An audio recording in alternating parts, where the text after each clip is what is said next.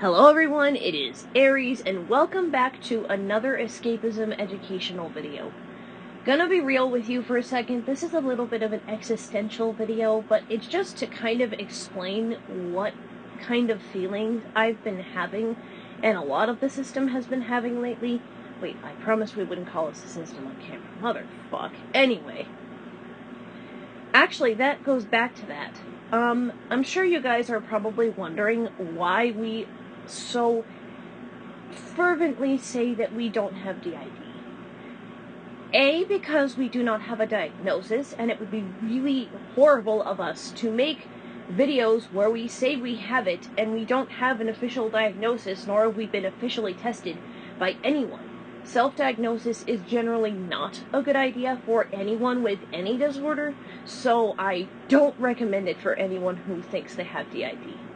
But another major reason why we know we don't have DID, we're not just in denial, why we actually know we don't have DID, is because of one key factor. None of us in the headspace have ever been able to fully take over for Aria and actually become in full control of the body without Aria being at least somewhat aware or somewhat conscious. Like, if ever we do something, like, I'm usually the one that gets up and puts off our big overhead light before we go to sleep at night, Aria is usually fully aware of when that happens.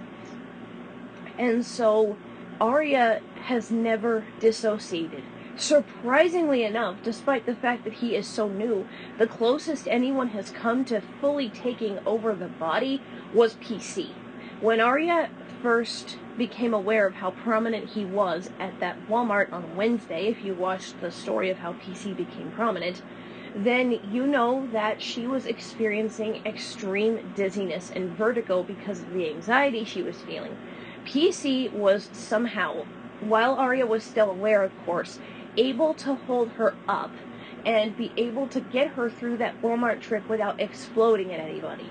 Because I tried to, do the same thing for Aria, and that anxiety immediately just turned to anger as to why this wasn't done yet, and why we weren't out of this situation yet. And that is, unfortunately, a major flaw that I have. I tend to get extremely angry whenever Aria is ever hurt, and it causes me to do things that I'd rather not do. I have the weirdest feeling that in the past I've sent angry text messages as Aria, specifically to her father. But the thing is, Aria has full memory of those messages, so we can't determine whether it was her or me. But I know that whenever any situation involving her father or any of her family comes into play, I'm usually the very first one to get so pissed, and it takes a lot of heavy metal to calm me down. So, is this a problem for us? Do we wish we could take over Aria? Absolutely yes. Let me explain, because I know a lot of people with actual dissociative disorders hate the idea of blacking out and not knowing what is happening.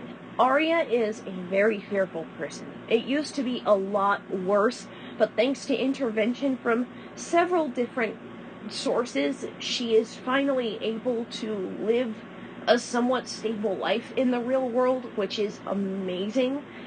We didn't even think that would happen until a couple years from now, and all of a sudden Aria is finally happy in the real world. There's nothing that makes her super anxious to leave her room and her house like it used to, and that's kind of funny considering the whole COVID situation right now.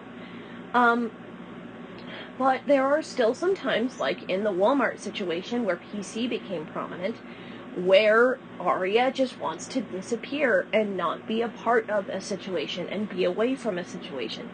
And more than anything, I wish I could have taken over for Aria, and in a way I'm really happy that I didn't, because like I said, I do get very angry when I'm super protective of Aria.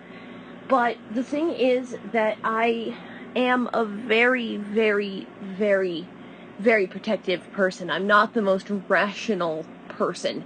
If I was, then bitch, I would not have been Megatron before. And so we We need someone who was rational, not emotionless. We don't have a shockwave in our headspace. We have PC. He's not emotionless. He actually has quite a bit of emotional understanding once you break through his barriers. But he's also not going to scream and yell at everything, and that's why he kind of sort of slid in, but Arya was still fully aware. Arya, there are some times that she wishes she could just hide from a situation. Perfect example is when she visits her father. She wishes that she did not have to see him or deal with him, because seeing him and hearing his voice absolutely fucking triggers her, and it's annoying as hell. And to make matters worse, her grandfather on her father's side is actually really starting to sound like her father. And so it is just so unbelievably difficult to not be able to take over for her. She has to be fully aware. Hush, Windows XP notification sounds thing on her phone. Anyway, Arya has to be fully aware of when someone she is around triggers her, when she's around somebody that triggers her. And it is horrible to watch because she can't escape. I really wish we could tell her family. If we were ever to, the closest person we would ever tell is her grandma.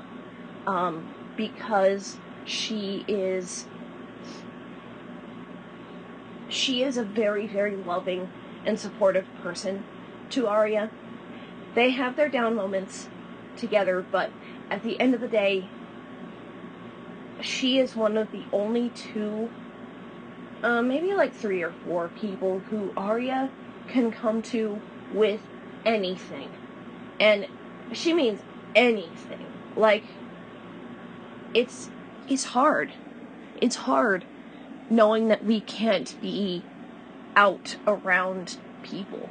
Arya has considered telling her best friend about us, but based on a situation that happened like 2 years ago, we're not too sure if her best friend would even accept us. And so it's really hard. Maggie was aware of one partner many years ago. That's Arya's grandma. Oh, Jesus, I said her name, motherfuck. Oh, well. She was aware of one partner years ago, and that was Zim. And I think she is very, very, very well aware of how serious, how absolutely serious this is for us, and how real this is for us. Like, this is not pretend.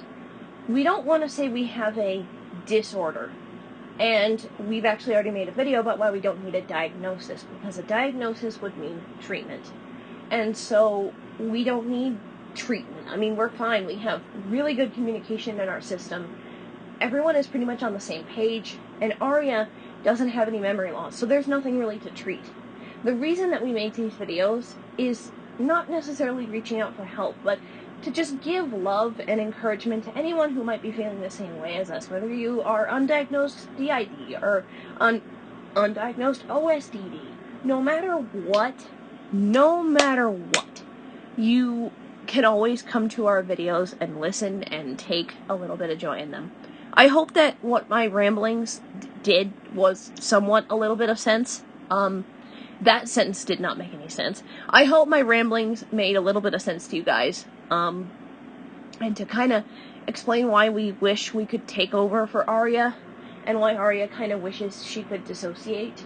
She's gotten a lot better. She's not really around people that trigger her that much anymore. And if ever she is, then she always has our voices very close to the front, letting her know she's okay. Thank you guys so much for watching, and always remember to program yourself to desire your own image. Thank you guys so much for watching. Have an awesome day.